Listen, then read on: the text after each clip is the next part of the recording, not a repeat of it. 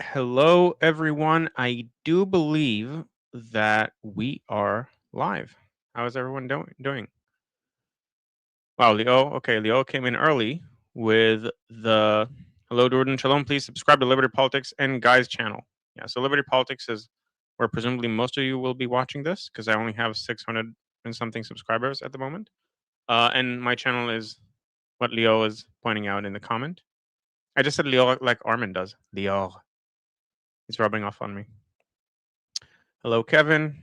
Shalom to my Jewish friends, Roman Catholic in the USA. I'm here to learn. Excellent. Thank you for coming, Kevin. Danny is here saying hello. Bobo, as usual, coming in hot with the first super chat. Thank you for the super chat, Bobo. Always reliable. Please live stream the Israeli election.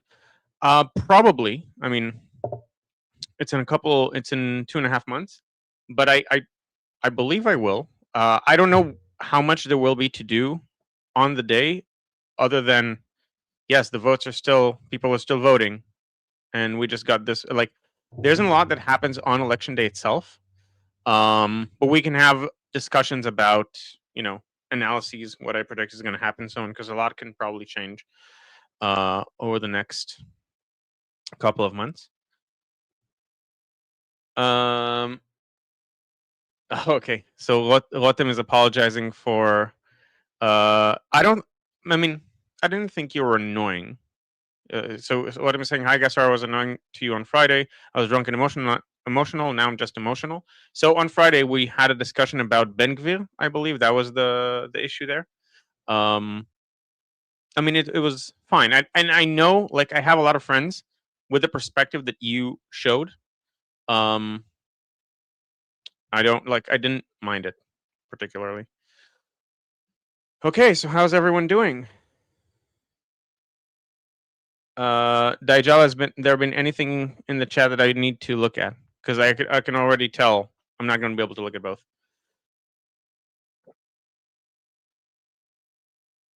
Yes.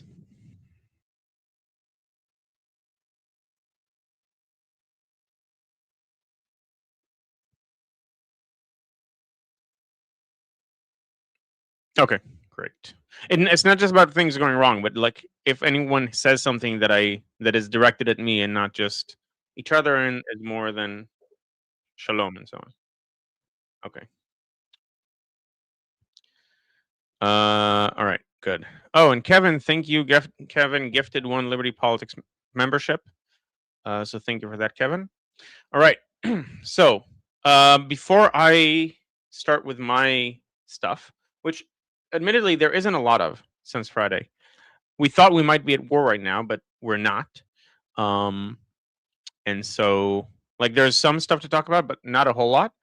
But if anyone has any questions, both in general and in terms of like, either specifically for this past weekend or recently, or also just general questions about Israel, feel free to bring them up.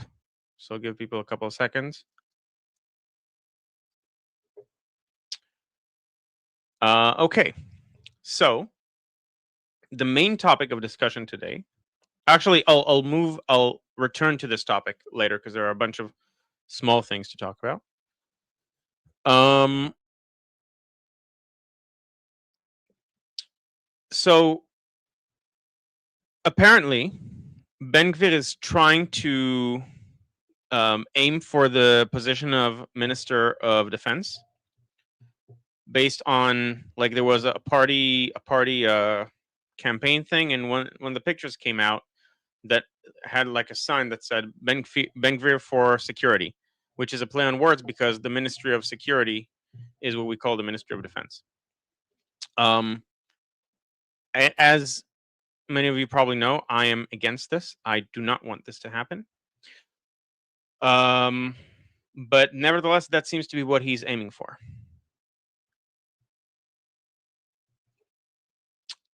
Also, Netanyahu. So one of the major issues that Netanyahu has, that we've mentioned before, is the issue of his support for / extortion by the ultra orthodox, that led him to legislate 2 laws right before the Knesset disbanded, right before the like in the last chance to form laws. One was the hey Yuda. One was the law about arrests, meaning that technically ultra orthodox that don't enlist in the military are supposed to be arrested.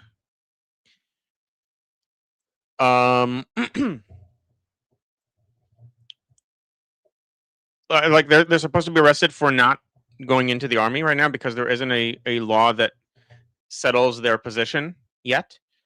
And the law, the Knesset legislated that they should be that this should be postponed until after the election, so that they won't fear going out and voting. The second had to do with budgets, but this is the main one that got people riled up. Wait, sorry, not budgets. It had to do with it was the basic law that Torah study is a considered a virtue and something that is of a high priority in Israel.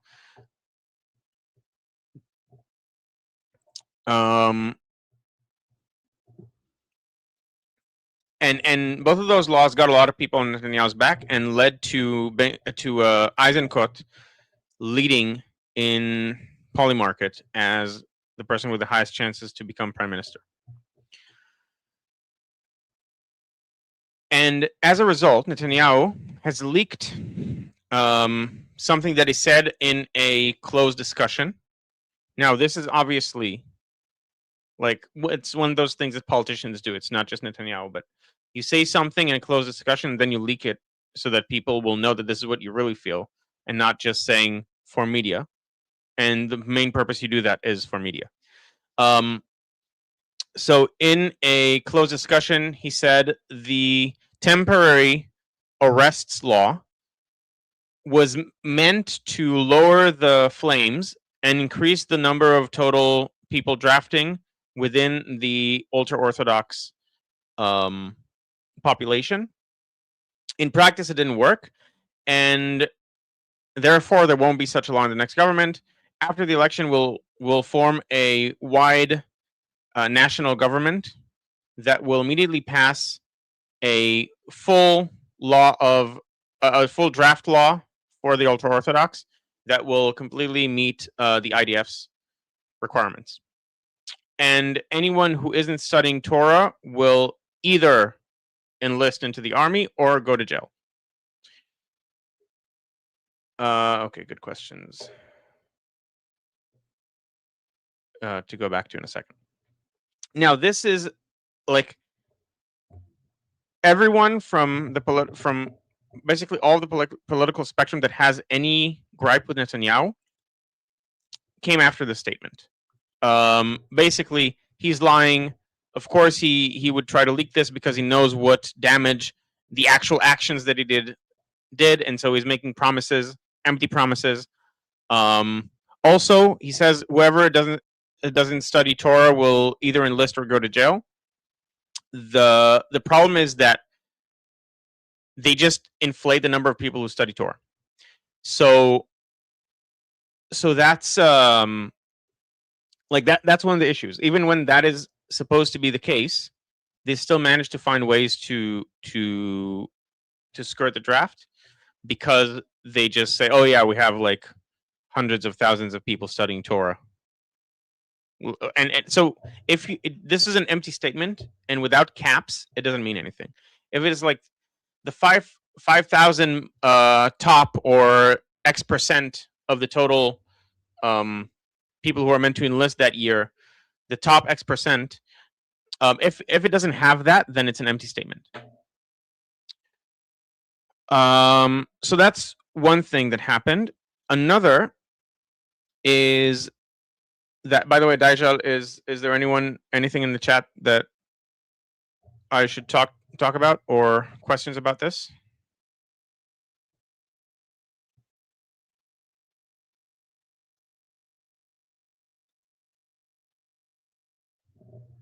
What's that?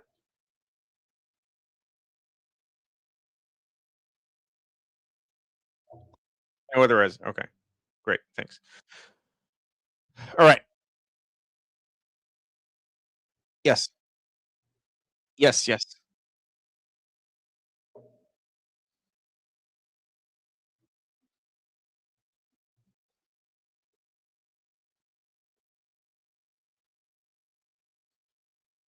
Yeah, Netzach Yehuda. Yeah. I'll tell the people what. So one second, I'll briefly explain what Netzach Yehuda is for people who don't know, which I assume is most people. Um, it was a more open. Um, it was a more open approach to getting the ultra orthodox to enlist. It's a unit that is like made for the ultra orthodox, so it only has ultra orthodox, so it fits their lifestyle and their needs.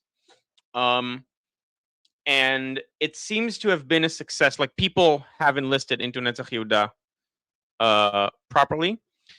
There's a question. Yeah, yeah. It's a combat. Yeah, it's a special combat unit. It served in Gaza as well in the latest war. Um, there was some controversy about it. Like people from abroad wanted to what was it? Sanction it or something, which is unclear whether it was justified or not based on actions that actually happened. But yeah. Okay, so go ahead. Sorry, I want to explain it to the viewers.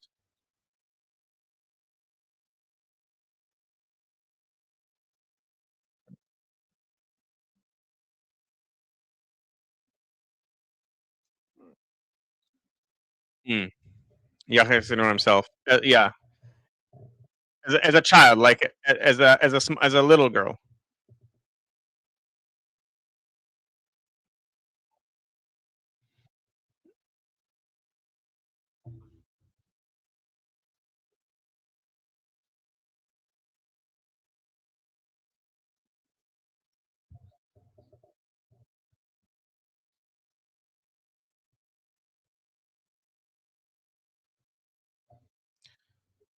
Oh wait, sorry. Sorry, Yuda, 1 second. Apparently people can't hear you, so I'm gonna reshare the screen and make sure that this time it has audio. So okay, so 1 second. No, the problem isn't with you. The problem is with my sharing. So 1 second. All right. Sorry, everyone. I will get the hang of this someday. Uh,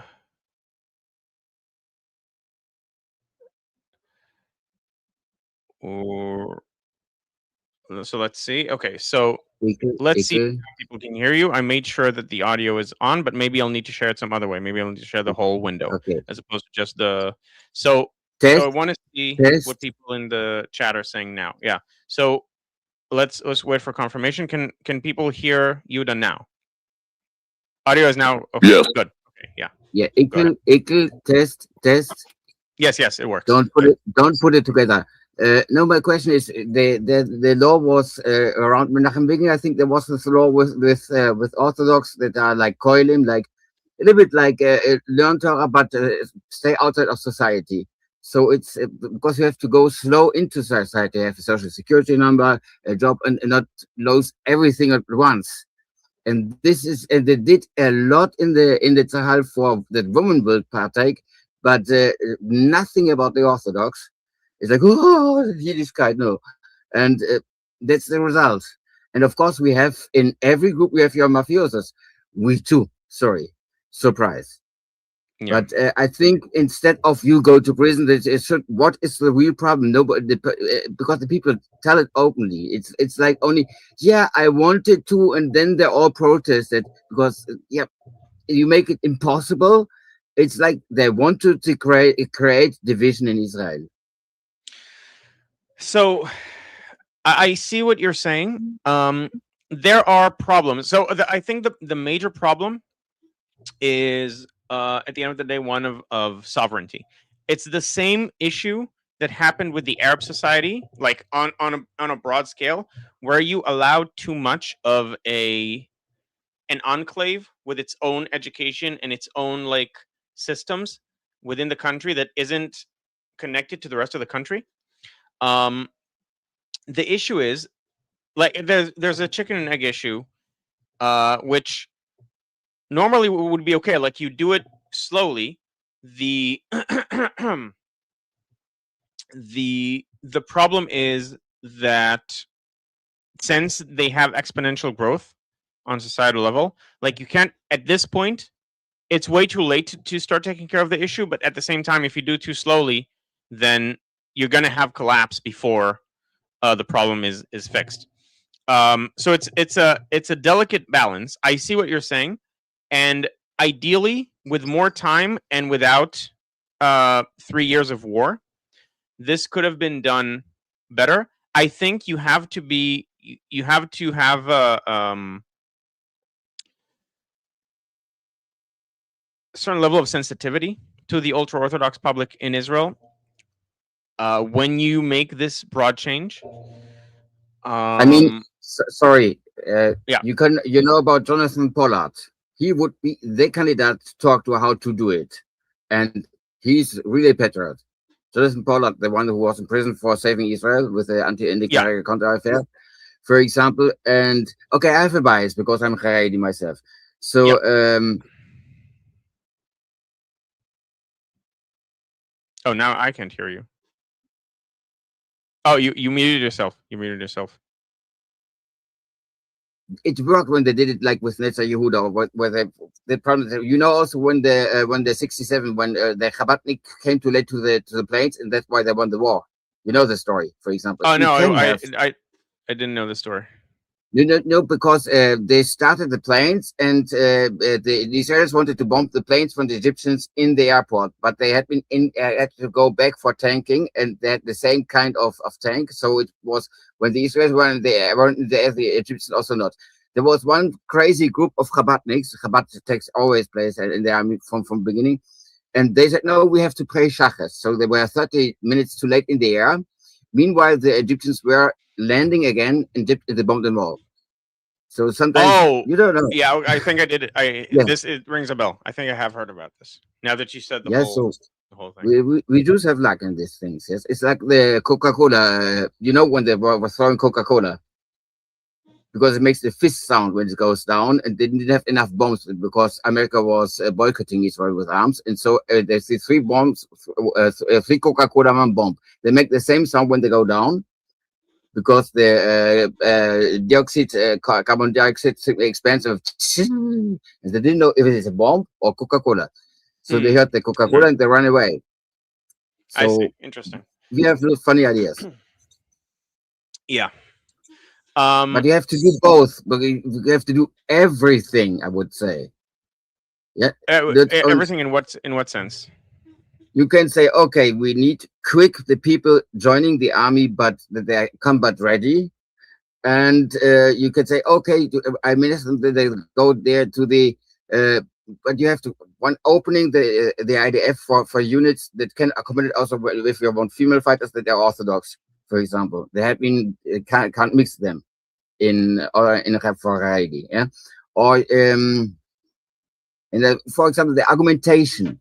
The argument always with the parashat about defending Israel. So they are in the Torah, but they don't. But you have if you have the elder, you have like a little mishukne rabbi. Sorry for use words. Kind of when if somebody who is a wilde Briere and says no, I don't Who is recognize what? Israel. Wilde Briere is somebody is crazy. In English, there's Okay. only crazy. It's boring English. Yiddish is much funnier. We have so many expressions for crazy. Yeah. However, what else? Yes, you can say what I cite always Lota Amut Adam Re'echa. Why do I cite it? Because it says don't send in the blood of your neighbor. Because Hmm. there you don't mention Israel. So somebody says when somebody says, no, I'm now going. I don't want to call it. I have an idea. Go totally title baum, not Torikata, something like that. Yeah, it's still your neighbor. Yeah. The argument doesn't fly. And so the argumentation, they don't use the argumentation. And you have people that are very famous, like Jonathan Paul is like this example in army. He was in the secret service of the Navy in the US. Talk to them. Mhm. It seems no, but everybody thinks, how can we force it instead of talking to people that really want to defend the country? So, there's an open question within Israel. How many of them? What percentage of them? I think it's true for the younger generation that they do, like, more and more of them want to defend the country, and they're not represented well in the by their representatives in the Knesset. There is now actually a new party that's starting that is meant to be more democratic. Because so far, you have parties that are the representatives of a specific, like, very well regarded rabbi. So you have the representation of Hasidut Gur, would have their own, rabbi, and he essentially tells the members of parliament what to do. Um, that represent him. So now there's a movement, and I hope it succeeds, to form a properly actual, like an actual proper democratic ultra orthodox party. I hope it succeeds, and I hope that it can be more amenable, like, to working together with the broader public. And so I'm willing to believe, because I as someone who's not ultra orthodox and has very few, I have some, but very few connections to that public in Israel. I'm willing to believe that the younger generation wants to serve, and anecdotally, like, I have reasons to believe it. Um, but it is still an open question. Would have to see if such a democratic party actually goes off the ground and succeeds. Then we can see what, because right now we don't have access to what the average person within the ultra orthodox society in Israel thinks, because of um, the fact that it's very top down. But okay, I do think there are some comments I'd like to get to. But does anyone want to respond before I do? Deja, have you seen anything? Yeah, Samantha has put a one in the chat. I'll read it to you. Please. Yeah. Oh, so okay. Please So no, read. if it's a one, then I want to quickly go through comments that were here earlier. Okay, so Yeah, of course. okay. So Bobo asked, IDF's technological complacency, the unprofessional professionalism. I believe what you're talking about is with regards to, like, not having already a solution to the drone issue, even though people have been alerting people about that for a while. Yes. I think this is a holdover from before October 7th. I think nowadays they're going to be more proactive. I hope they're going to be more proactive. And there is a changing of the guard in that the type of approach of complacency is being replaced. The Minister of Defense is actively working to put people with a more, in Hebrew we say, with a knife between the teeth approach, meaning that, like, proactive, going into battle, and not waiting for things to happen. And the more and more of the senior IDF positions um, are becoming with that approach. So we still have some making up to do, but for example, Zini, the new head of the Shin Bet, has already mentioned that the drone issue is something that he's very concerned about, and they're actively working on it. Not in terms of the way it is now, but the way it's going to be. So there is a more proactive approach now. So Bobo, hope that answers the question. So yes, Guy, IDF's technological complacency, the unprofessional professionalism of an army whose officers rotate every 2 years and let industry decide what it buys. Yeah, so I think that is changing. People are becoming more actively involved, from what I can tell. Okay, and then also Bobo, populist Ben-Gvir mocked Spain's anti-Israel prime minister, open Spain to Gaza and create more human diversity. Is that what Ben-Gvir said? So a couple of things. First of all, I probably agree with everything that Ben-Gvir wrote in that document. or at the very least as a troll. Without reading what he actually wrote, but probably I would be like, yeah, I also think this, or at the very least, this is a great troll comment to say. I don't think the Minister of Internal Security should do that kind of thing without first talking to the Foreign Office. Just in general, it's not your field, it's not your area, the area that you're in charge of. There is a broader foreign strategy, and you should adhere to that. And we've already seen, and we've had cases in the past few months, where Ben-Gvir has made foreign-facing decisions that were not coordinated with the Foreign Office, and the Foreign Office fumed over it. And that's one of the reasons one of my problems with him. He does a lot of damage to the country abroad to gain more internal support. And even if you think it's a good thing to do abroad, at the very least you should coordinate with the rest of the government, because you're not alone. You're not a sole ruler. You're not even the ruler. You're not in charge of the general policy of the government. You're in charge of one facet of the policy. So Bobo is saying populists like Ben-Gvir and Trump get the votes. I think those are very different. For several reasons. I think Trump was a voice for people who didn't have a voice. And that's not the case in Israel. Broadly, you have several parties. It's also not a two-party system. You have several parties that support most of Ben-Gvir's positions. Likud supports most of Ben-Gvir's, the positions that you would need a party for. If you remove Ben-Gvir from the equation, the votes would divide among other parties, but you wouldn't lose the voice that Ben-Gvir represents. You would just lose the damage that Ben-Gvir creates.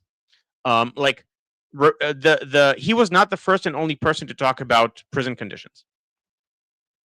Trump was the first and only person to talk about the things he was talking about. He was the only person to make a huge point out of the border. Okay, here. So Lotem is now in agreement with me. I finally managed to get some point of agreement from Lotem about Ben-Gvir. That's true. Even if he says true things, he's damaging Israel. Yeah, that's my problem.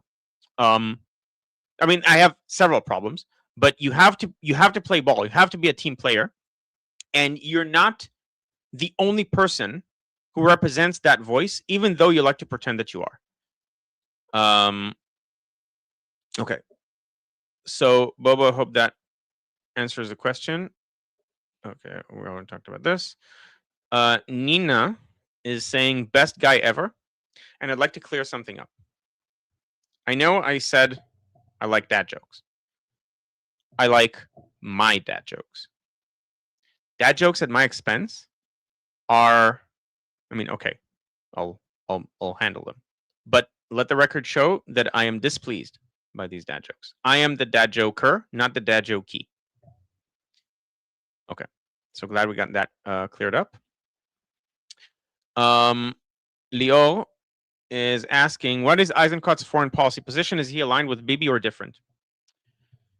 Okay, I now see that your profile image has advanced to being a dog with a beret, where it says Leo. So you also agree that the way Armin pronounces it is very French. One of the issues is that no one really knows. There are broad, I can go to the Yashar portfolio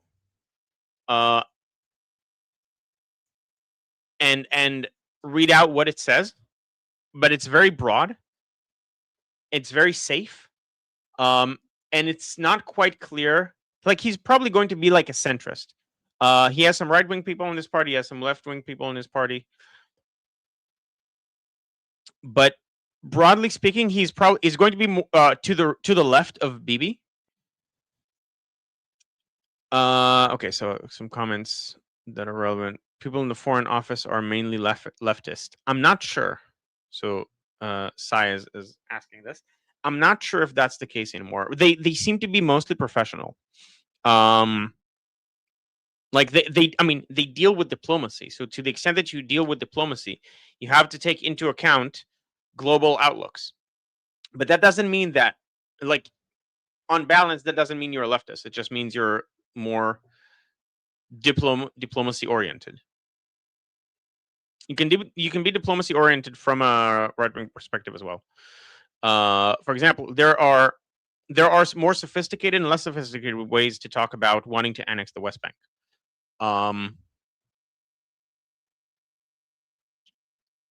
So okay, so back to Eisenkot.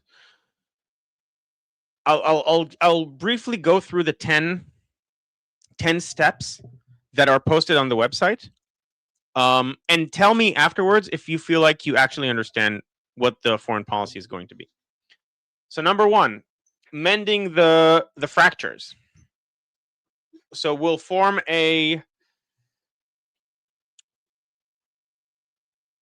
I mentioned the term mamlechti before. I said it's going to be relevant.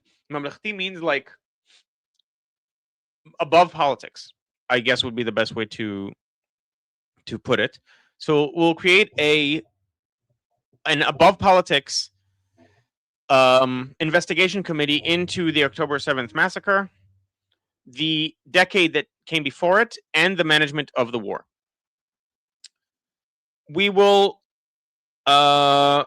create broad moves to help and recuperate the people who were affected by October 7th and the preceding war, and also create more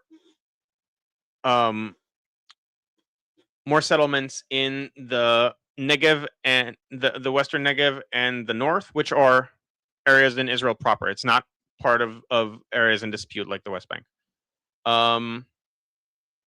Okay. So the problem with this already is that Vadat Chakira Mamlechtit, an above politics investigation committee, is generally appointed by the head of the Supreme Court, and the Supreme Court is a highly political issue. So a investigation committee that is staffed by the head of the Supreme Court, who himself is a very political person, is going to be highly political in itself, with the veil of nonpartisanship. So the government offered something like happened after 9/11, a committee that's staffed by people from both the opposition and the coalition, instead of staffed by the head of the Supreme Court, which I personally support more. I can see why people are against it, but I think overall it's a better solution. There is a version of the above politics investigation committee that works. It depends on how the staffing works, and this is lacking in detail. Number 2, fortifying national security. We will create a new national security strategy that is based on planning and taking the initiative. Now, this is something that Eisenkot has been saying for years. Yeah. Okay. So Rotem is saying something that I should mention. Yeah, it's not exactly above politics. It's a tricky phrase to explain. It's deciding policies that benefit the country, not the politicians. That's sort of what I meant by above petty politics or above personal interests. But it's a hard term to. I think you'll agree with me. It's a hard term to translate. So thank you for the extra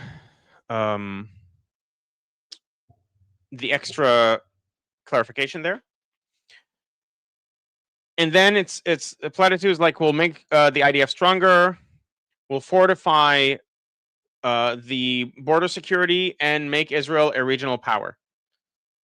At the same time, we will aim to expand the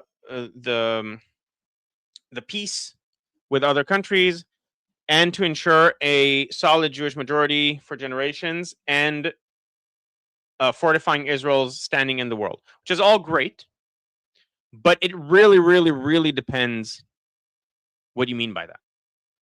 Like, we'll aim to increase peace, okay, by giving up the West Bank. We'll ensure a Jewish majority, again, by giving up the West Bank. Like, how? These are things that everyone says. How do you intend to do this? This is unclear. We'll pass a law for, again, mamlachti. The word mamlachti is his brand is being mamlachti, is being above petty politics and putting the nation first.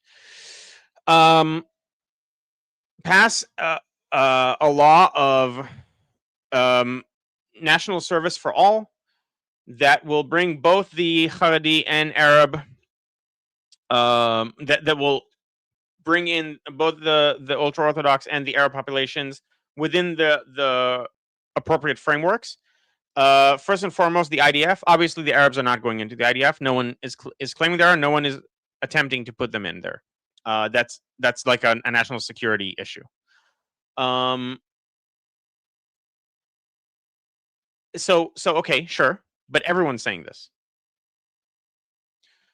Improve the hey,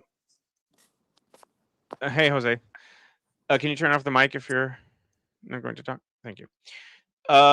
Improving the education system,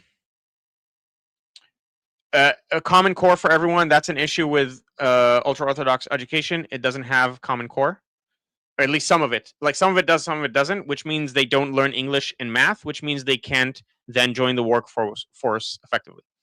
So common core for all.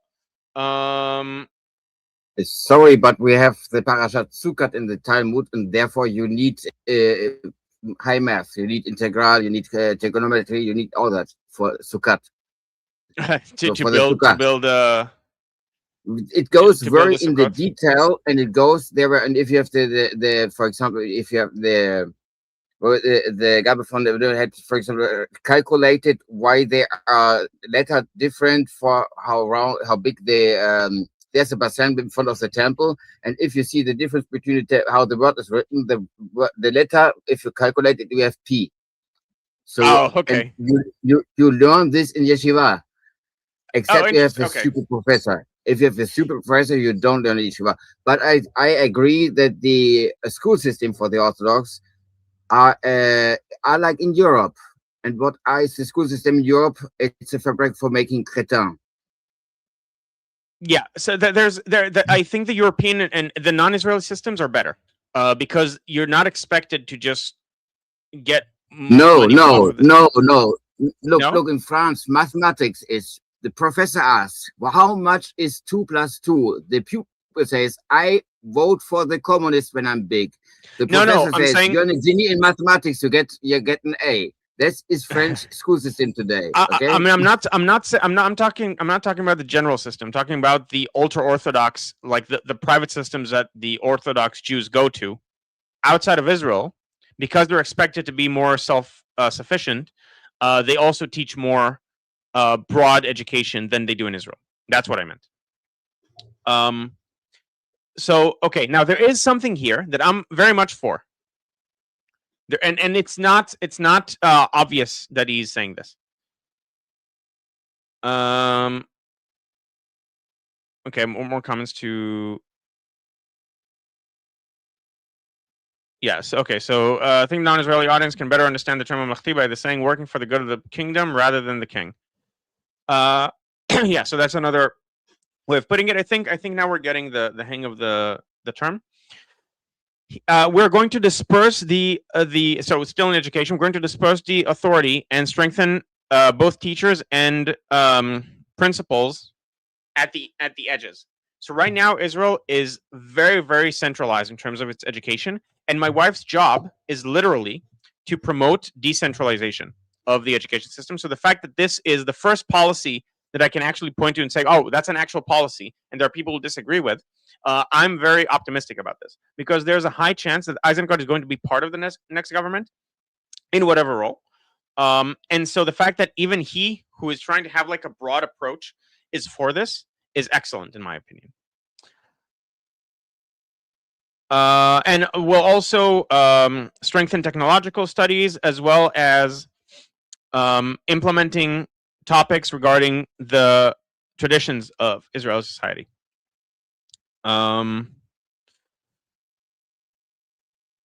Okay, well, essentially, the next one, I'll quickly go through the rest so we can continue. The rest is like put in an end to the lack of sovereignty. So there are problems with policing and gangs and so on. But again, okay, how? What specific ways? Like, everyone's for this, but how are you going to do this? We'll make the economy better and reduce cost of living. Okay. Now there is some policy here, but it's so dependent on the actual way of implementing it. So incentives like housing, tax deductions, and stuff like that would be prioritized for people who carry the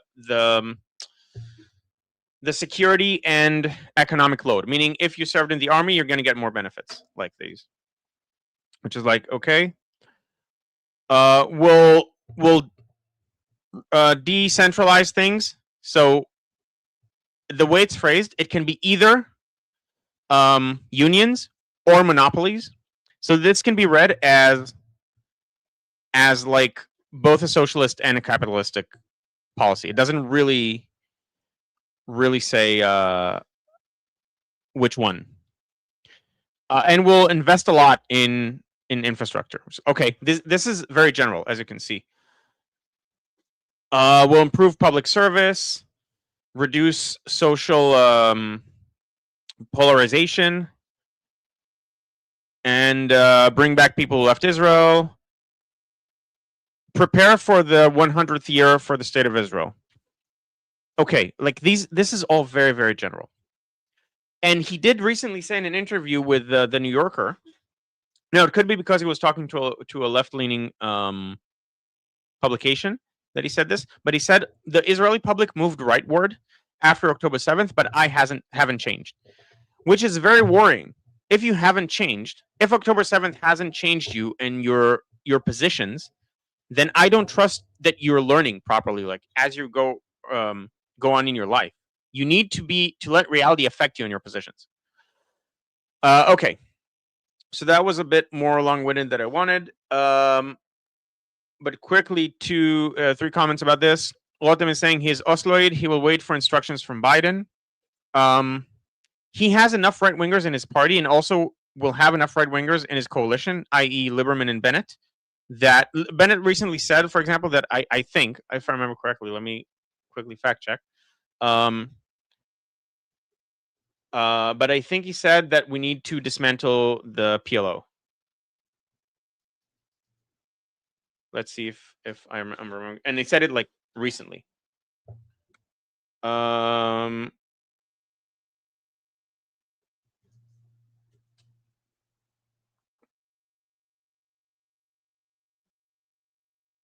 Okay, I can't find it. I wanted to look for it and then I forgot. But like, there will be people in this government, whatever the government is, that will veto any kind of decisions that are too strong against the right wing. And also, like, he has people both within his own party and people who would like, he himself says that it's too, even if he's pro two-state solution, it's way too early. You need to do a lot of work to get there, and fine, start doing that work. Dismantle UNRWA, dismantle the PLO, improve, make it so that they don't have Nazi education. How about that? That's I think conducive to peace. So start doing all of that, and we'll see what happens with the land afterwards. By the way, for the record, in principle, if the the average Palestinian wasn't the equivalent of a Nazi in terms of Jew hatred. I would probably be for a Palestinian state in such a way where we recognize each other's affinity to certain regions. And so, for example, if people want to visit the Tomb of the Patriarchs, they would be able to do it freely if they're Israeli. Like Israel, if in a perfect world, if the Palestinians don't hate us to the extent that they do, then you can have like a special relationship between the state of Palestine and the state of Israel, recognizing that both populations have histories in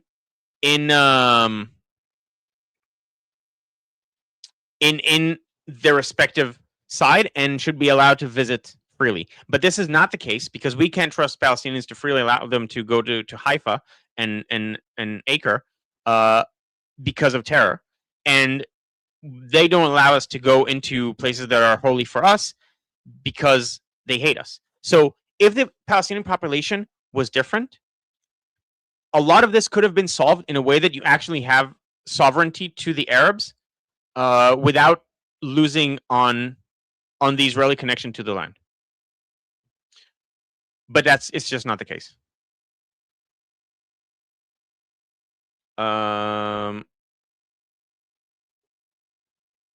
Okay. So Samantha has been waiting patiently. Is she still here? Yes.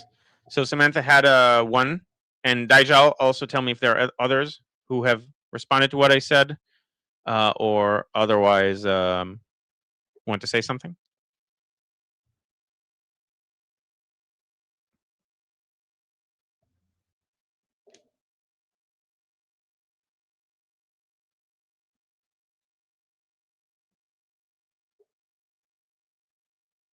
Okay, Daijal is not opening his mic.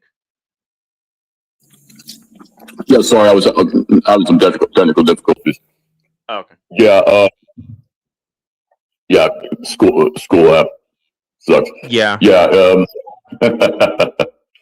yeah, I'm looking through. So Samantha had a 1 earlier.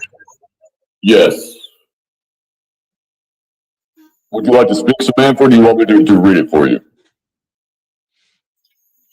She said that you should read it, right? Yes, just a second. Yeah, I'm just not finding it. Yeah, I got it. Please read. Does anyone know of any upcoming services in the Eastern Time Zone of the United States for the 10th Yarzit of the greatest politician of my lifetime? Yes, the greatest politician of my lifetime, Shimon Peres. Oh, okay. I mean, I disagree with the assessment. I think he did a lot of damage. But if anyone knows, put it in the chat, and I'll let Samantha know.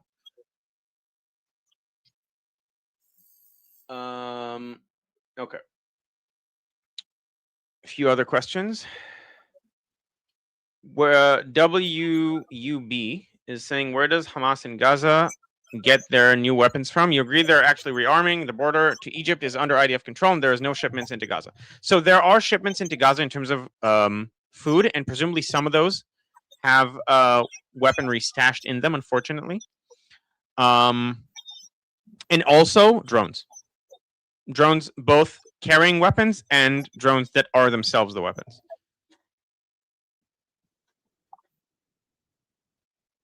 They're a Bedouin group that was sending drones to the Hamas. From Israel to Hamas. I heard about Bedouins, some radical Bedouins that sent drones to Hamas. In the south of the Negev, where they have the mafias also. Yes. And there was a very important comment that I wanted to highlight. Okay, 2 comments. E is saying, don't forget to like the stream, subscribe to Guy. Let's support him so he keeps doing this. So this is my channel. And I'll also put it in the chat.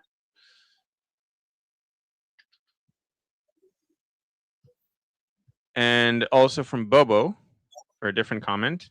100%. Don't forget to like the stream, subscribe to Guy. So I just think this is an important statement and needs to be said. Okay. Shlomo is saying, there's no board of peace. Its only investment is a PR. Its only investment is a PR firm. President Millet is a member. He's never been contacted, briefed, asked to send representatives, or voted on anything. Yeah, it's unfortunate, and that's going to tie into the next topic, the main topic that I have for today, which is what's going on with Gaza. And also from Shlomo, Eisenkot is a direct prodigy and supporter of Ehud Barak, who personally attempted to destroy our country. Eisenkot should receive 0 votes from anyone. I don't think that this is true. I don't think, like, technically speaking, I don't think he has. I think he's disagreed with Barak on certain things. They had clashes. By the way, Barak was against Oslo, funnily enough, at the time. So I'm not sure if that's true. I can look into it. But there are reasons to be worried if Eisenkot is completely in charge. I think he needs some other perspectives around him that will push him specifically to the right of him. So you agree Hamas is actually rearming themselves? Yes. Yeah. So if that wasn't clear from my answer, I do agree with this. Bobo is saying never trust a lefty. Again, talking about Eisenkot. Okay. And Siddhartha, always, first of all, thanks for coming on. Always love hearing from you. I saw an interview with a Hebloni Arab who said that the dismantling of the Palestinian identity is a prerequisite to peace. Yes, I actually have that. I wanted to play parts of it, not today, but probably on my next stream, perhaps with a guest. So the channel in question is Joseph Cohen, Israel Advocacy Movement. He's really great. He knows a lot of stuff. He's from the West Bank, originally from the UK. And this is a very interesting conversation. It's very candid. And I think we can learn a lot about this, namely, and most importantly, that the Palestinian identity is ruining the lives of Arabs in the West Bank, and not just because of Israel tightening security. The Palestinian identity is a weapon by the PLO to ruin the lives of, or that in effect is ruining the lives of Palestinians. Because the reason that the PLO gets funds is because look at those poor people that are poor and destitute and so on. Give us money so we can support them. The issue is that then if you support them and you actually take them out of poverty, you don't have a reason to get funds anymore. Joseph Cohen is very good in the way he has a conversation with adversaries. Yes, I highly, highly recommend. I'll put the channel itself in the chat. He's a really good resource, and specifically this conversation is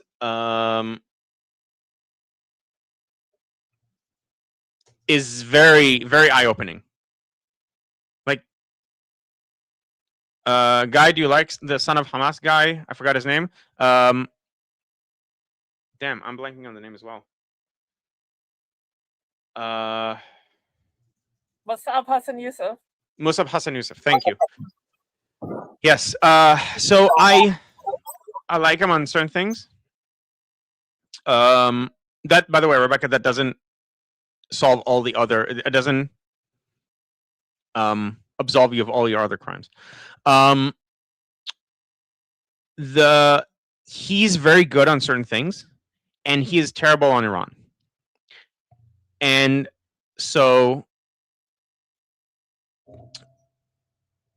I like what he says when he's talking strictly about Israel, but yeah, but when he talks about Iran, I like, no, absolutely not.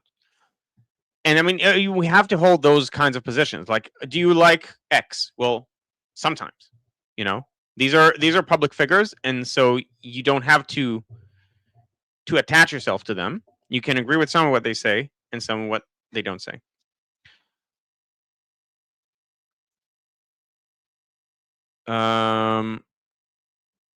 Okay. Good. Does anyone else have anything, Dajal? Have you seen anything in the chat? Yeah, I'm looking.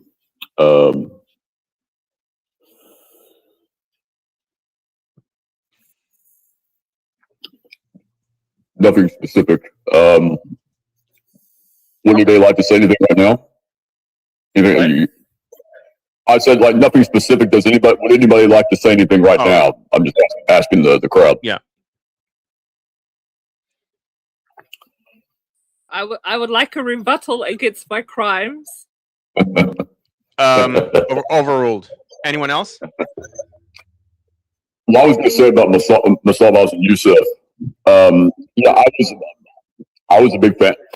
I've been a big fan of this for a few years now, especially since after October 7th, because of just how solid he's been on the issue of Israel versus Palestine and supporting Israel and opposing Islamic encroachment into Western civilization and the Islamic conquest of Western civilization. I was really a big fan of his. But then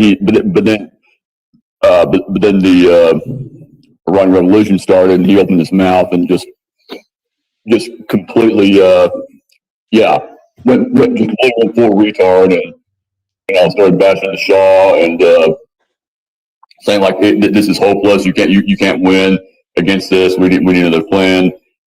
It kind of making pro MEK statements, kind of like, or maybe at least you should be talking to them and all that. It's like that's really diminished him in my eyes. He was a guy that a lot of people had a lot of respect for because of how blunt and abrasive he was for the cause. But now that he's saying this shit, a lot of people have just soured on him, and I totally understand.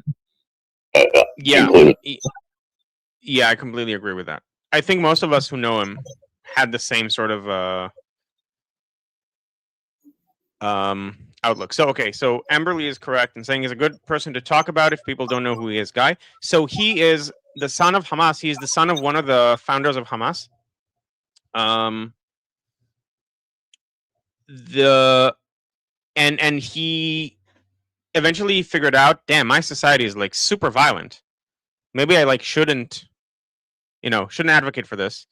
Went into Israeli prison as a member of Hamas, and over time just got to know Israelis and got to know that they're actually decent and that his society is fucked up, and became an informant for Shabak, for Shin Bet, and renounced Islam and so on. And he's been on the run.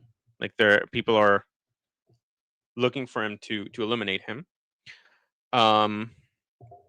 I think he's non-denominational Christian now, but I think he also doesn't even want the label Christian. He's spiritual, I think, is what he says. And he's also very smart for the most part, and that was why it was all the more surprising that he came out with such ardent takes against the Shah and against Pahlavi, and some stuff against the war. Like a lot of it was just, why are you saying this? And it seems to me that the MEK got to him. I don't know if they got to him in the sense that they paid him off. I don't think he is the kind of person who can pay off, but I think they convinced him that of these things being true, unfortunately. Okay, so WUB is saying, please check out Israeli advocacy movement on YouTube video. I debunked the biggest lie told about Israel last year. I don't know which one specifically this is, but this is a great channel. Everyone should follow it. Oh, okay. So apparently I have to read this. Rebecca is saying, my crime of being Daniel's favorite, I'm not sorry. Is that what you have to, is that what you wanted to say to defend yourself? That you're not sorry? Yes, I'm not sorry. I don't remember giving you the right to speak. But you had to, because I couldn't do the super chat, so you had no choice. Yeah, so if you want to continue speaking, send super chats.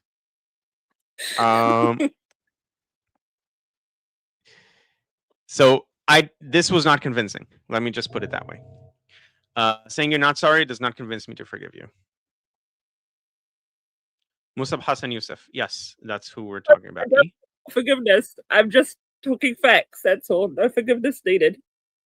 Okay. You may proceed. Oh, thank you. Daijal, mute her. Even if she muted herself, mute her. Just because. Actually, okay, I'll do it.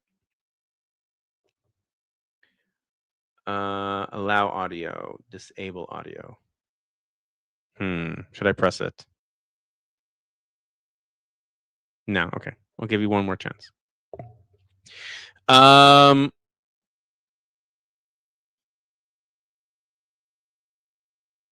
Okay. A few more comments to go through. Guy, you should do a TED Talk on that comment. You don't have to agree with everything your politicians say. It's not just the politicians. I will do some long stream about epistemology at some point.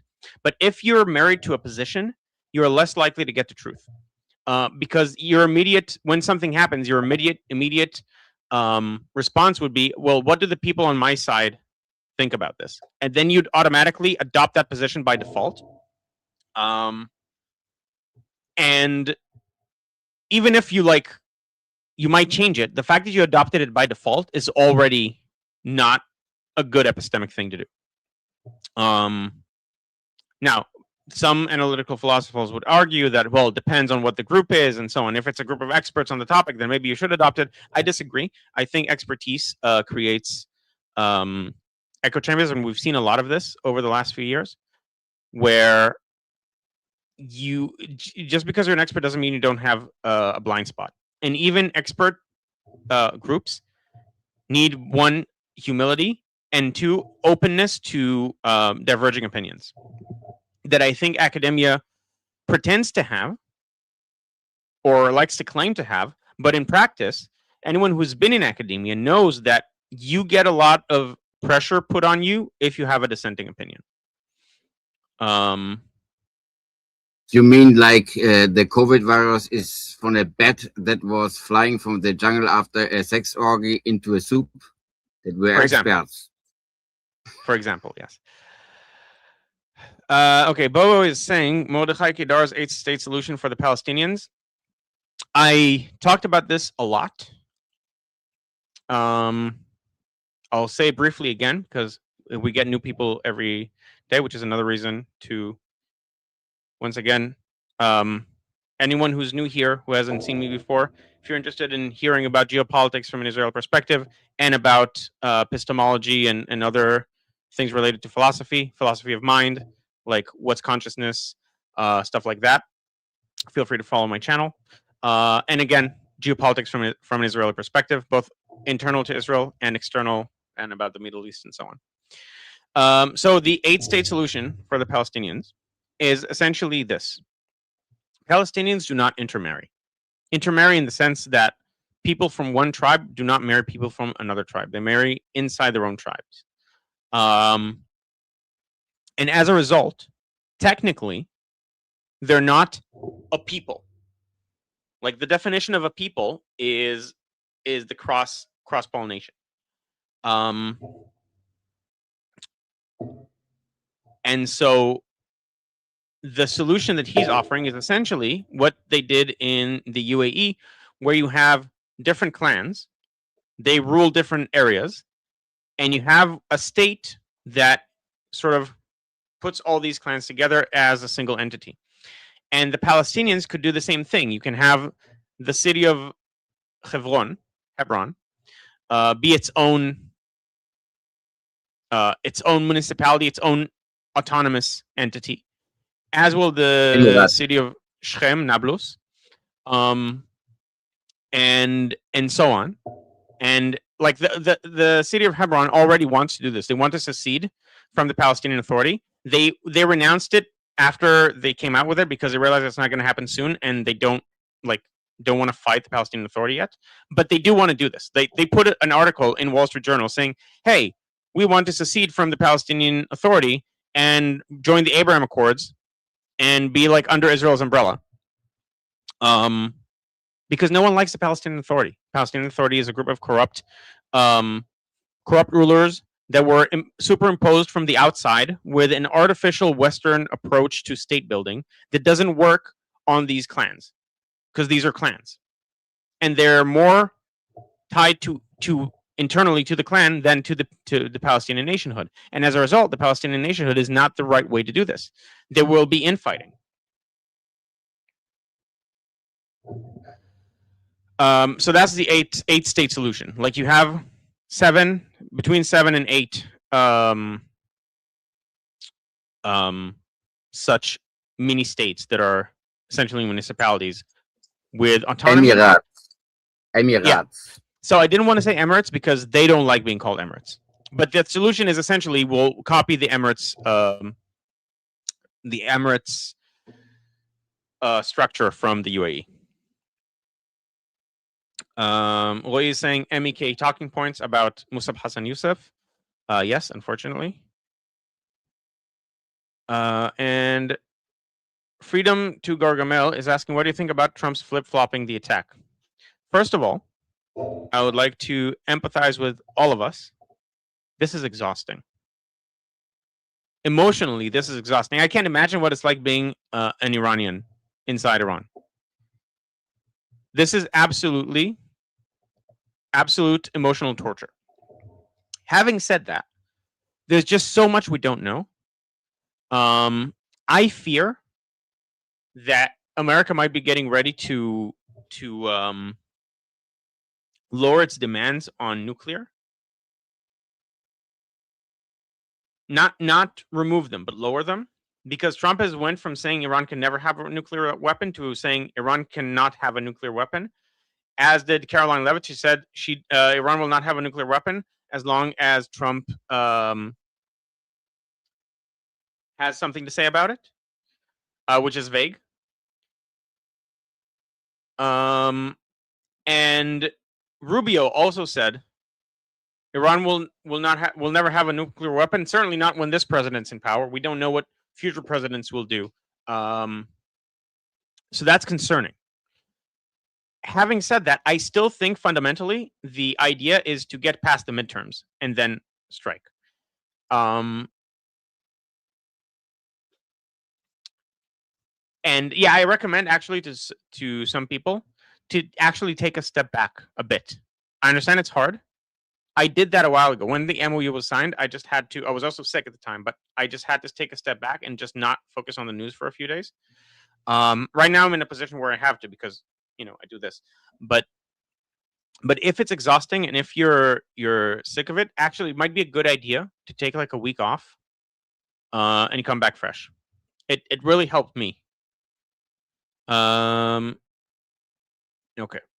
Good. Let's see what else we have here.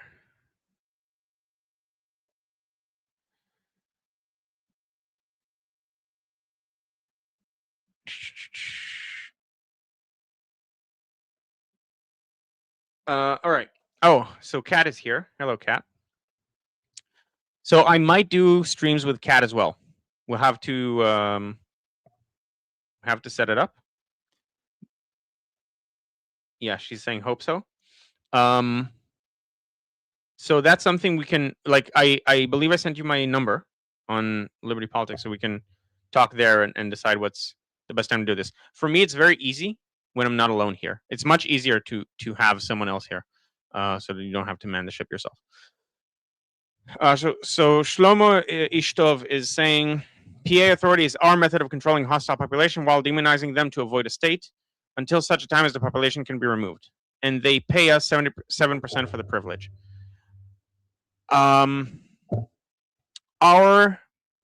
Who's our? Israel or the West?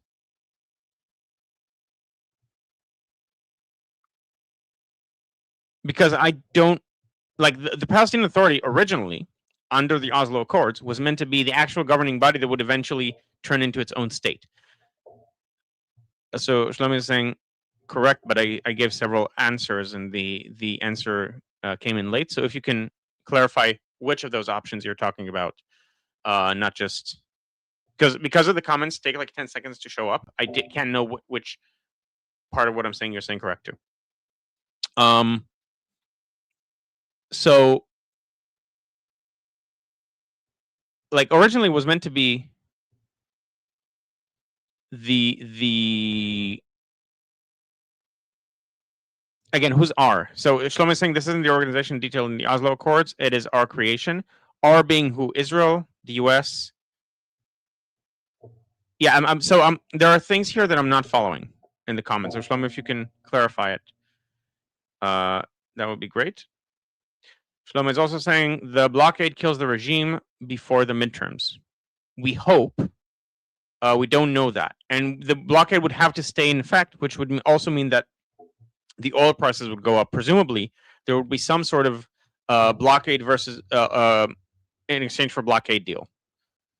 Like if Trump wants to win the midterms, he wants to lower the prices, he'd have to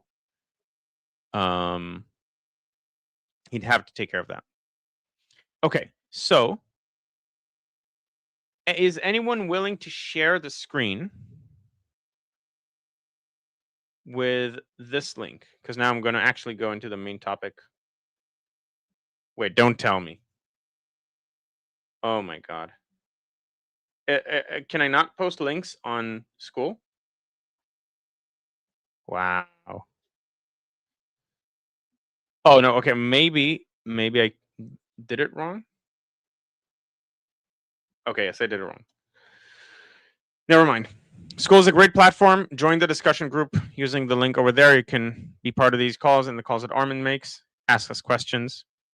And we normally answer unless you're Rebecca, which point I save the option of ignoring her and muting her.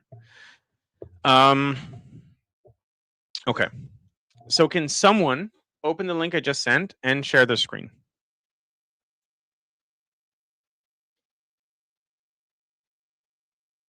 Because that's the only way I found to, if I want the things I'm showing to show up both in school and in the and on the stream, I need someone else to share them so that it doesn't say you are sharing the screen.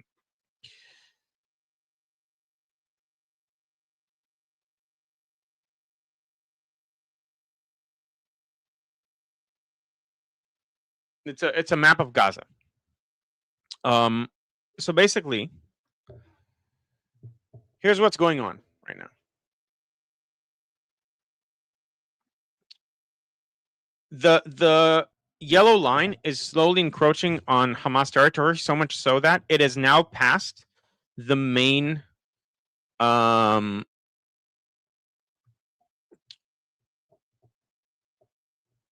Gaza has a road. It would really help me if someone can open the map and then I'll share it. Jose, if you're talking to us, you're muted. No, okay. How do I do that? Okay, so did you open the map, Yuda? Open your mic so we can do it easier. Okay. So at the bottom. Yes, I have now. At the bottom, you have a share screen option. Like, and you have microphone, camera, and then share screen. I have a smiley there. I put the smiley on. It doesn't react. No. Oh, so you don't have a share screen option? This I have the participants. Is that? Oh, okay. So I'm gonna allow you to share the screen. So I pressed allow share screen. Now you might have a button there. I don't see the button now. You sent it on the where's the button? So I just said I'll allow screen sharing. I gave you permissions to screen share. If someone here is a mod, they have that by default. Where did you put the button? Did you put it in the text in the chat? No, I didn't put the button anywhere. It's a button that's next to video. Like you have mic video, and you should have share screen before the reaction button. Yes. Entire screen. Okay. This share, and now just a moment. Okay. So does it work? There we go. Yes. Good. Thank you. Okay. Perfect. So this is. Can you zoom in a bit?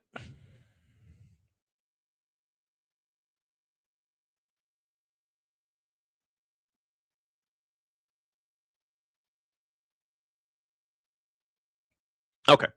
So you see this middle road here. This is Salah ad-Din. This is the main road on the Gaza Strip, and the yellow blocks that are used to mark the yellow line have moved past this road, at least in parts. Thank you. This is enough. And so Hamas are in trouble. Like their territory is being encroached upon to such an extent that they're about to become, presumably, depending on what the way Israel goes with this, but they might be about to become enclaves. Now, as a result of pressure, presumably this being part of it,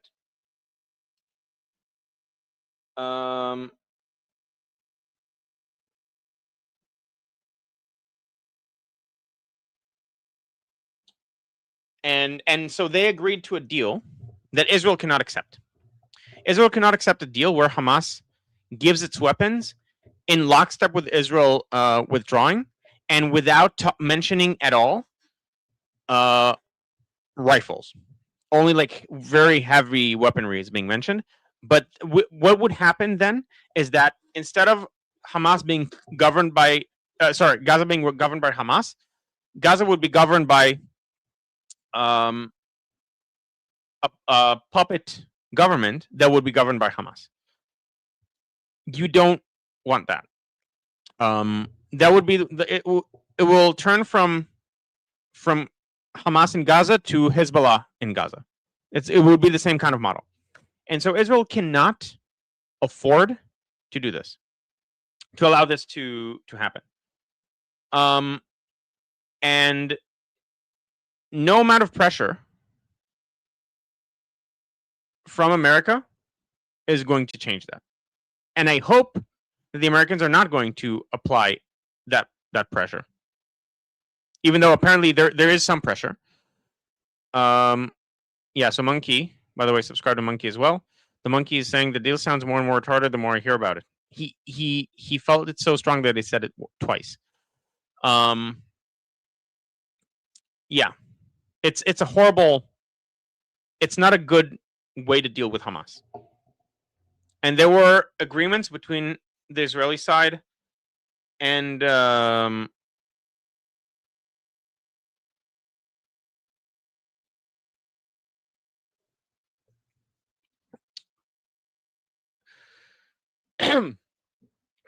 and like this is basically not what was agreed upon. So I'm quickly going to give you a statement. Certain ministers are now demanding. Okay, so Ministers Smotrich and Stuk demanded the Prime Minister immediately halt the entry of the International Stabilization Force into the Gaza Strip. This was voted upon. The cabinet decision voted for this, but that was before the details of the deal were agreed upon or were published, and we didn't know actually there was a deal in the works. And so the cabinet decision was made based on incorrect information. The roadmap document published by the Peace Council is dangerous for Israel and completely contradicts the disarmament of Hamas and the demilitarization of Gaza. Finance Minister Bezalel Smotrich and okay, let's see if there's anything. So this is a press statement.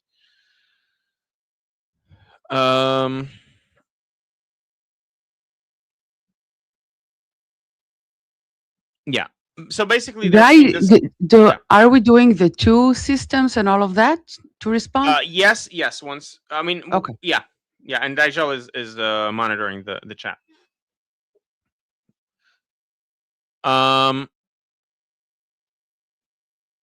So they're saying Basically, this goes against a lot of the promises that were made to Israel, and the ISF force is changing its purpose. Unlike what was presented to the cabinet, unlike the commitments given to Israel, the multinational force will not work to demilitarize the Strip or against terrorist elements in the Strip, but will separate IDF forces from the NCAG. NCAG is the new government, so that it will in fact supervise Israel's activities and in effect tie the hands of the IDF. A new international mechanism is being established that was not presented to the cabinet. An international verification commission that will consist of the Peace Council, the ISF force, and representatives of the guarantor states, whose identities are not yet known. And as a result, they're asking the bottom line: the cabinet members demand that Israel announce that it does not accept the roadmap in its current form, immediately convene this political security cabinet, and adopt a resolution that will prevent the ISF force from entering the Gaza Strip until the roadmap is amended so that it meets the war goals and the commitments made to Israel. And presumably this is coming from Netanyahu, but it's not signed. It's just a political person saying this. Israel will not withdraw from the current line in the Gaza Strip and will continue to thwart any threats against our citizens and soldiers. But yeah, essentially, and this just in, the head of the Peace Council to Prime Minister Netanyahu, stop the strikes on Gaza as you have agreed to in the agreement. Sure, we agreed to an agreement, but if you're moving away from the agreement and you're doing something completely different, then it doesn't quite force our hand either, does it?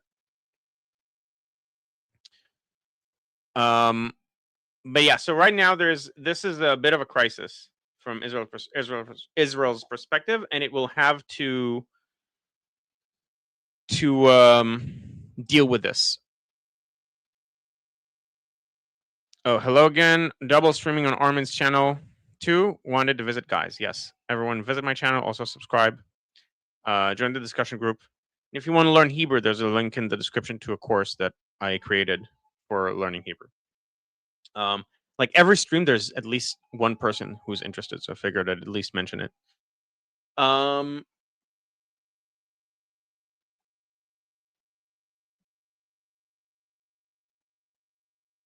Hebrew course and the transport course also.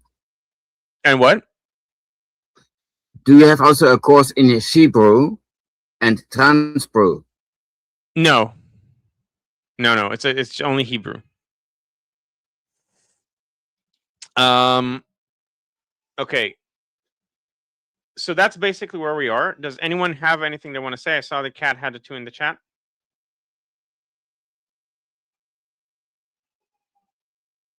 Not that I know of. Oh, the wrong cat. Sorry. Yeah, no, Okay. Cat Meowski. Yeah. I thought you were not allowed to speak, Rebecca. Yeah, go ahead. Ooh, okay. I don't know what I. Okay. First of all, I just want you guys to understand the best hope, I think, for the American. Why do I hear myself twice for some reason?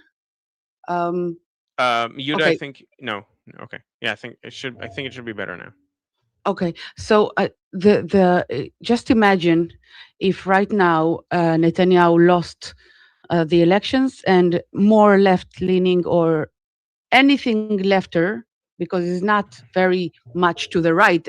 Like he's not far right, that's for sure, and he's like, never mind. But anything left than him would be much more easier for the American establishment or whatever, however you want to look at it, right, left, like Democrats, Republicans, they would all prefer a more like docile, I think is the word, more obedient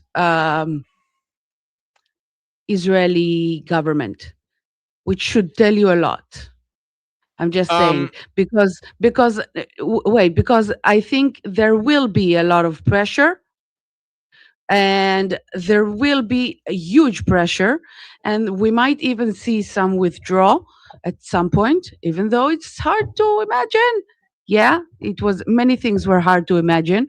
And this is, again, not there's any doubt about that, but this is, uh, well, it puts a lot of thoughts in my head about future uh, relations, which will be more complicated, I guess, or maybe more simpler. It depends how you look at it. But I just want to quote a simple thing that I heard from a Israeli comedian, a stand-up comedian. He said, we're fighting for 3 years, and we were promised a complete victory. And we have all this buildup of energy of victory of somewhere. And he said, I wouldn't mind, like, if some places were kind of victory or some places were losses. Okay, but at least I want one place. I want to fuck them up in one place. So let's conquer Cyprus. That's a joke. But but he was like banging on the table, and he said, I want one place to be fucked up. Yeah. We have So all this energy built up, which is crazy.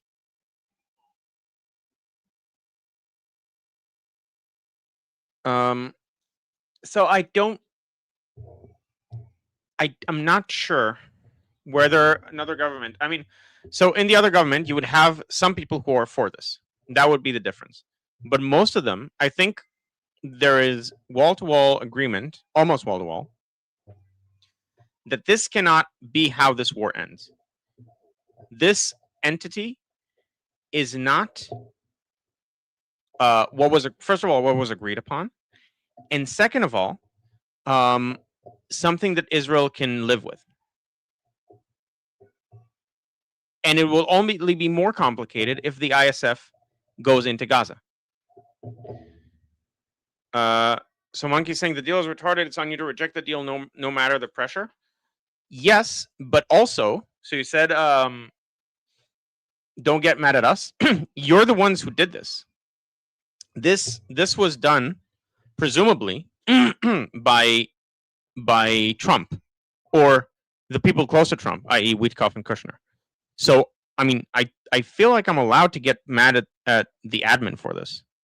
I think they're called Tweedledee and Tweedledum. Can you say the initials? What was that again? ISF, Yeah, what is that? International Stabilization Force. Oh, very stable. Okay, thank you. Yeah. Yeah. So does anyone else have something they'd like to say about this topic?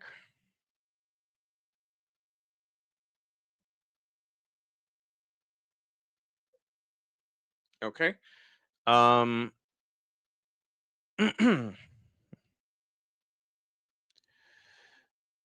Monkey's saying your government is supposed to serve you, not me. If your government doesn't serve you, that's a you problem. The government is serving us by rejecting the pressure that is coming from your government. Therefore, I'm allowed to be angry at your government for applying pressure that goes against what was agreed upon. I'm not blaming you personally, but there was an agreement, and it's sort of a backstabbing by the Peace Council. Because there were agreements in place, and those agreements are now not being met, or like they made an agreement with Hamas behind our back that does not go with the framework that was agreed upon between us and the Peace Council.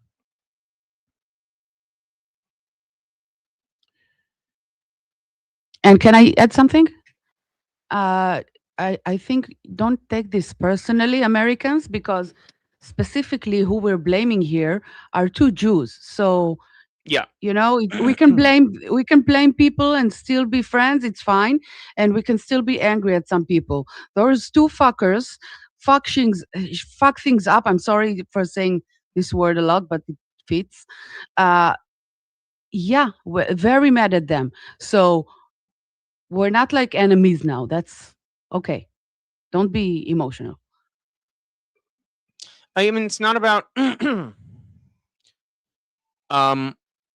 like this.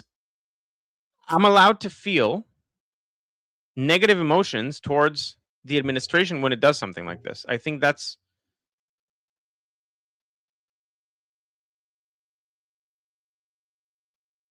okay. So I mean, I think we're agreeing. So I'm not sure what the disagreement is. Trump is being retarded when he does this. You say no. I say stop being a retard, Trump. Yeah, I mean, we are saying no. I have a question then. What do most Israelis think of current pause against Iran? It's a good question.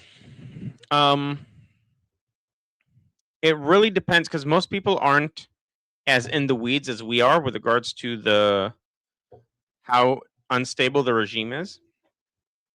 Right now, people aren't really thinking about it that much. You don't want a bad deal with Iran, obviously, but with things as they are right now, we're just sort of focusing inwards on the election, and then we know, like, okay, maybe something will happen, and we're aware of it. But some people are hoping something happens, and some people are not that involved, and so they don't know. For example, they don't know much about what happened in January. They know what happened in broad terms, but they don't know what's happening now. They don't know, like, it's not as reported here in the mainstream media. Oh yeah, that's also true from Shlomo. Most Israelis know that Israel never paused in Iran. Mossad is operating every day in Iran. Yeah, I mean, every Israeli, every single Israeli wants the regime to fall. I mean, every single Zionist Israeli wants the regime to fall.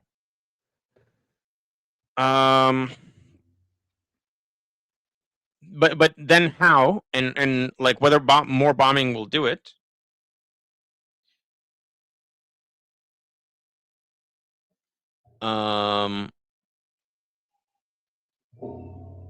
Like that's the kind of stuff that most people aren't that involved with. Okay, so what are we saying they lied about?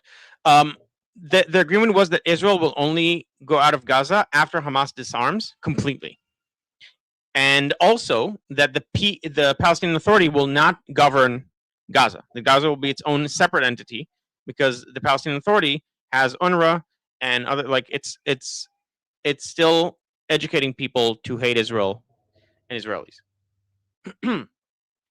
And now they're saying that the disarmament will happen in lockstep with Israeli withdrawal. That the disarmament is not going to be complete. Like, it's not going to be total disarmament. They'll still keep what's called light arms, like rifles and stuff. And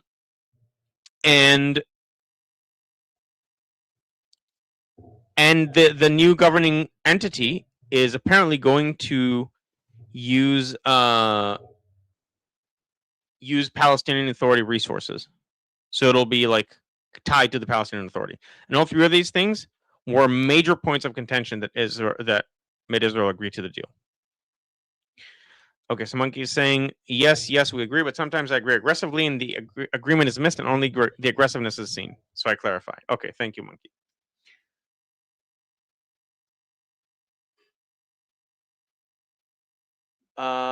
What does Joseph's coat of many colors represent?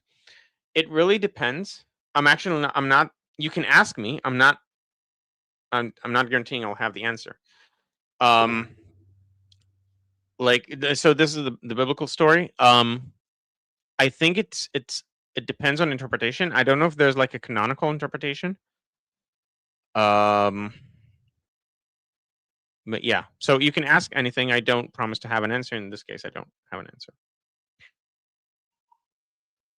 Does anyone know if there's another like anti-Semitic? Maybe this is an anti-Semitic comment like the Metzitzavape one, where it's like a trope that's online that people, secretly means that the Jews think they're better than us or something like that. I don't know. It's hard to track all these tropes.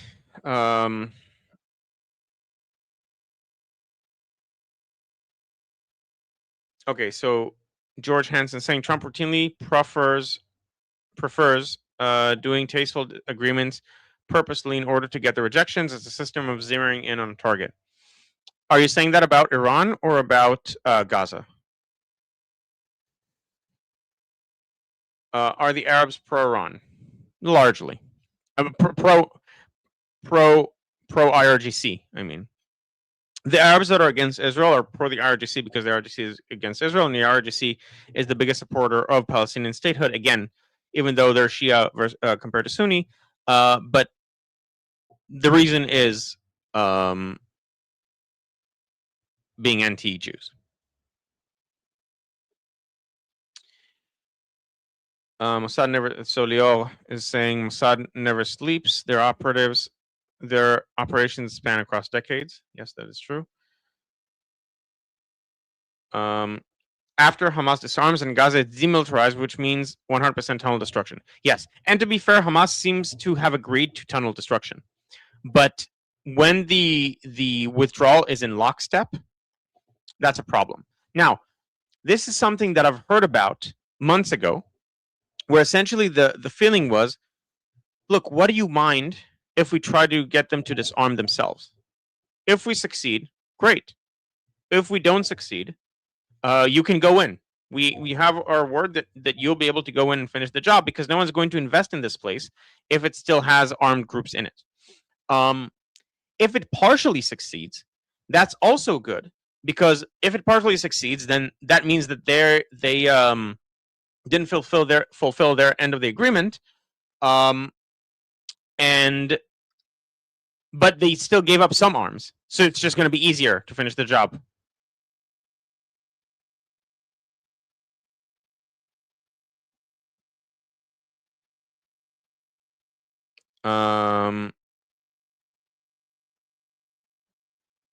Okay, so Jamie is saying, just a coat of many colors, many races, covered from their forefathers' past sins and curses on their bloodlines, therefore being annulled, cancelled out through the blood of Jesus Christ. I can definitely tell you this is not the one accepted interpretation in Judaism.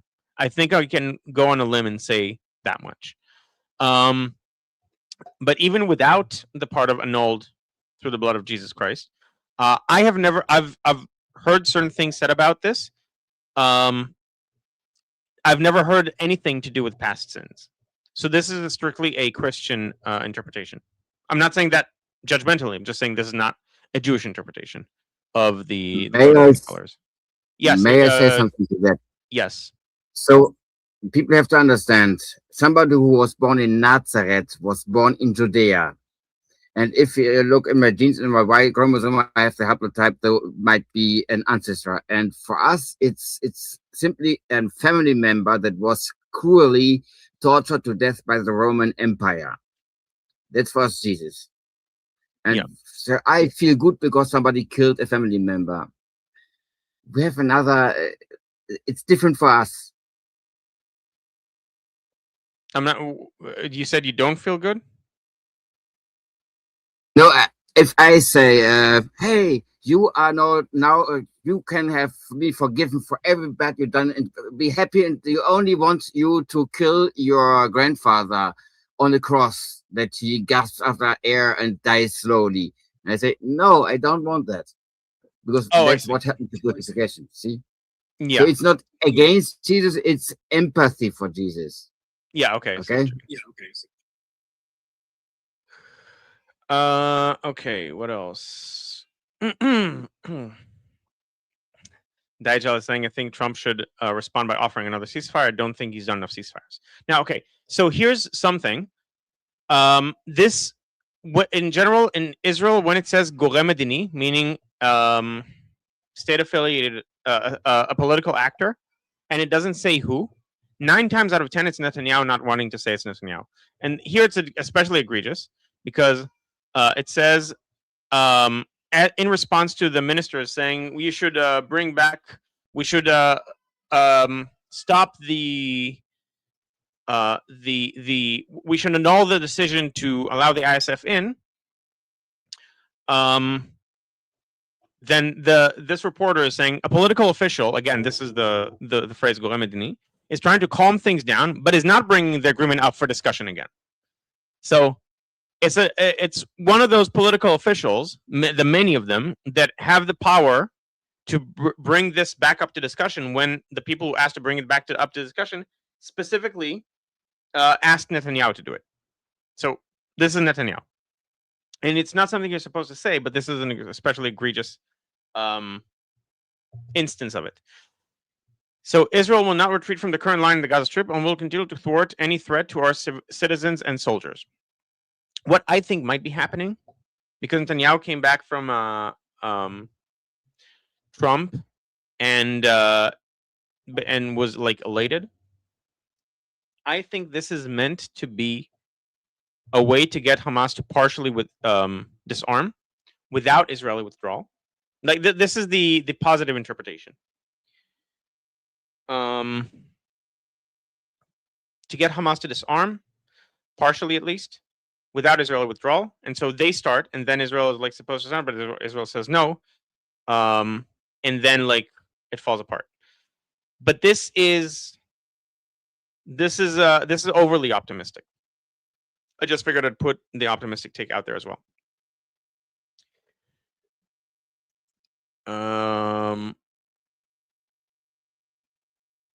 Also, he's saying Israel will not withdraw from the current line in Gaza Strip and continue to thwart any threats on our soldiers and civilians. But it doesn't put a timeline. It doesn't say until Hamas disarms. So it could just be a way to sort of thread the needle or thread the line. Okay, I should probably go soon.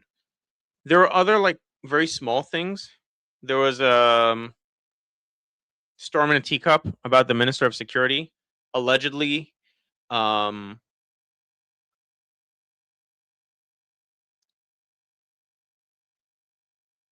like putting someone out of duty, a major political figure, on live TV, allegedly for Likud primary reasons, because there was like pressure applied to him because of a decision this person made. That's not what happened. What happened was that they said, well, are you going to eliminate him? Are you going to eliminate none in the, like, are you going to take him out of his role? And he responded by saying that he's going to be replaced by X. Now, the decision that this person was going to be replaced by X was already made in April, and it will happen next year. But this was taken out of context as if he was saying live, like, yeah, okay, I'm gonna replace him because of the pressure and because of this disagreement. That's not what happened. So if you saw anything about that, just know that's fake news. Yeah, and there's another story that's a bit too nuanced. One of the people I was going to vote for. Okay, I will talk about it briefly because I think it's very indicative. One of the people I was going to vote for made a legally binding statement that she was forced to vote to show her vote on a certain matter to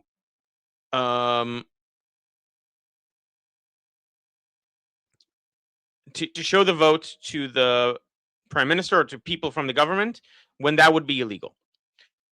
And she made like a binding legal declaration. And again, full disclosure, I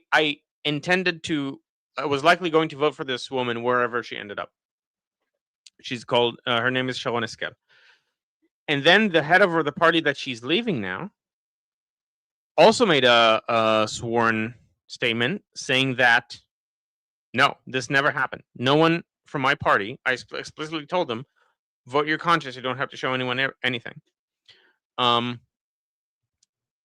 only one of those. So there's these are conflicting statements. So one of them is lying, and the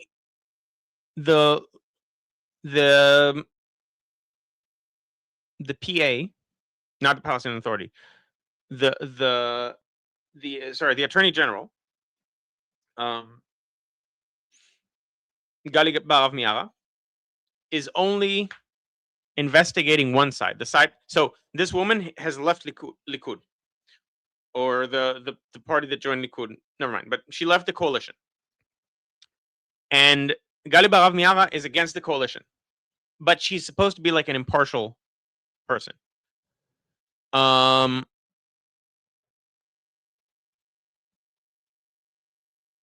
And only the government affiliated declaration was investigated. And I think it was found that they're not lying. Now she's not checking her. She's not investigating her, like for giving false for being false witness.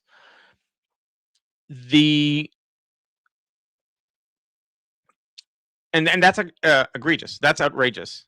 Because if you have two conflicting statements, you have to check both. Obviously, you can't just check one of them, and then if they're not lying, just disregard the other, just because it's politically convenient.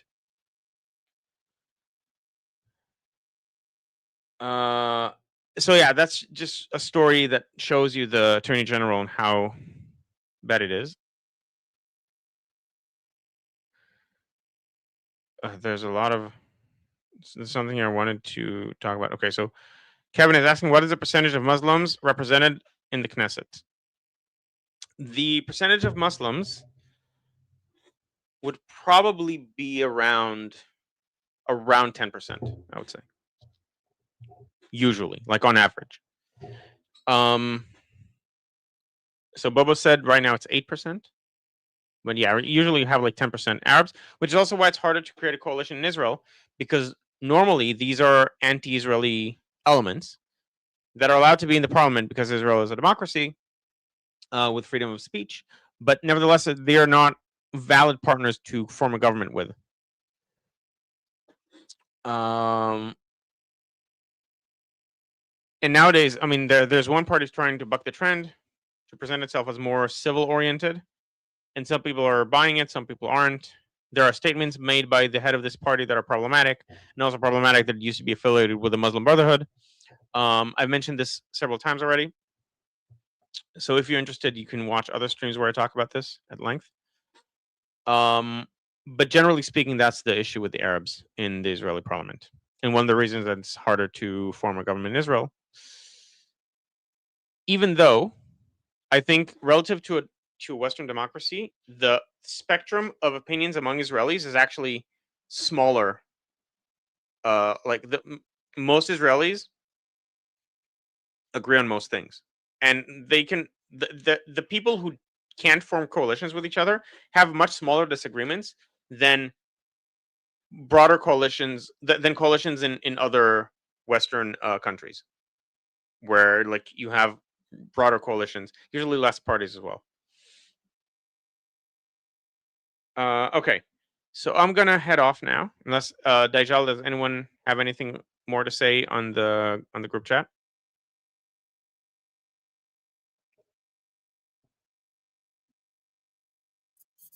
I'm looking, I'm scanning it. Okay. Anybody got anything else to say? So I saw something from Samantha earlier. Okay. So she asked what don't I like about Shimon Peres? So I'll respond to that. And then there's another one. I'm extremely far left, and under no circumstances would I support withdrawing from any land for at least the next 10 years. Yeah, so that, and I think that's most Israelis would hold that same opinion. So she asked why I dislike Shimon Peres. Shimon Peres signed the Oslo Accords behind the back of Rabin, and made some decisions, like in terms of giving authority both to Palestinians, and also like he made some rash decisions. He had like a vision, but he was not conservative enough in trying to reach that vision and seeing, well, maybe I might be wrong, maybe it's not going to work. Yeah, I mean that's the broad strokes. Do you see anything else? Oh, Sherry wanted to speak on something. Oh, story of Joseph and his coat. Sure, Sherry, you can, if you're still here, and you can talk about this. I was just going to quickly say, I'm going to say this very quickly because I want to let you go, but the story of Joseph from Christians is that he was the youngest of 11. His parents gave him a beautiful coat. The older brothers were jealous and left him for dead, basically. And he ended up becoming a I guess like a semi-prophet, a seer, that ended up actually being very powerful in the end, where he was left. So I forget who it was. Dejal probably know better than I do. But yeah, they had left him for dead, and he was able to kind of foresee danger and in his dreams or whatever and interpret them, and that ended up saving I think it was the Romans. I'm not really sure. I forget. I apologize for that. But it's interesting to me that people brought up the fact that the coat was a symbol that became something people were jealous of, because that's exactly where his brothers came from, is that they left him for dead because they were jealous because they felt he was favored. So I'm sorry. Thank you. I Okay. know you want to go. No, it's fine. Thank you. And I should have. I didn't ask to scan the chat quick enough, so that's on me.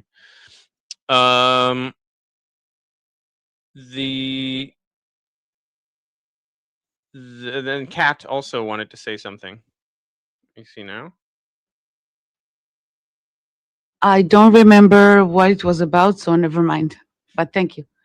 It was about, you said you don't know that it's Netanyahu. I assume the official politician. No, it wasn't about that. Okay. I don't know. Thank you. Thank you, Guy. This is my first time here on a 9 o'clock morning. Yeah, and I'm so happy you're here. Thank you. Yes, sure. I'm glad to be of assistance. There's one thing that people in the chat wanted me to show.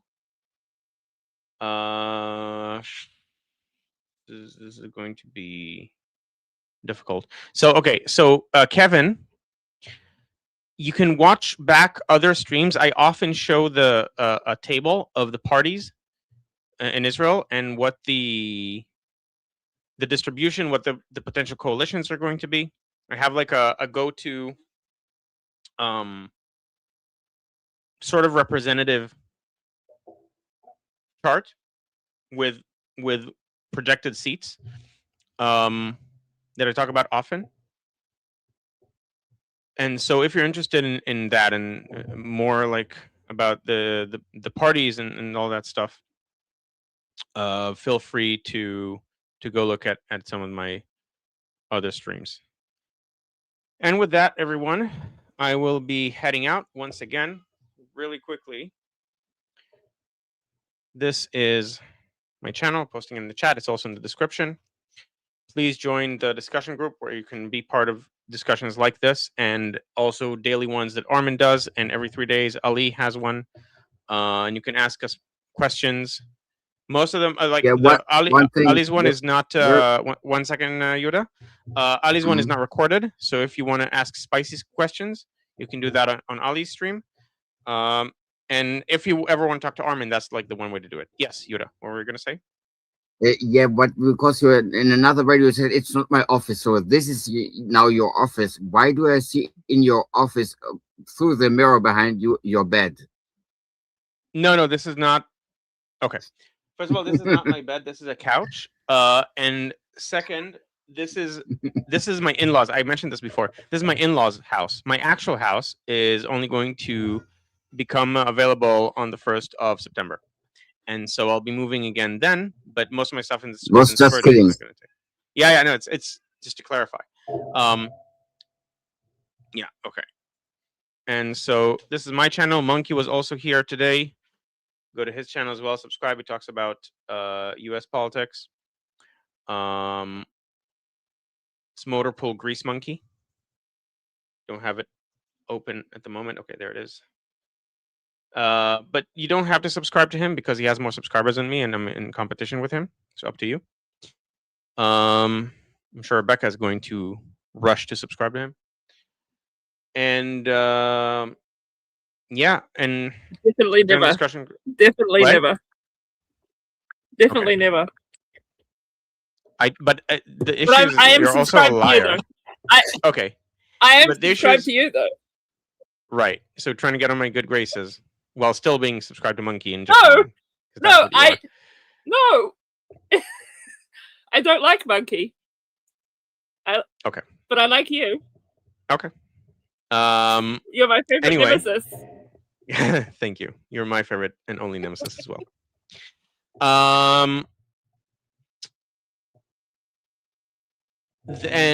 And also, for if anyone here is interested in learning modern Hebrew, not biblical Hebrew, then I have a course that I've made. It's in the description as well. You can go look for it. It's way less expensive than other solutions, especially for the amount of quality and effort that was put into it.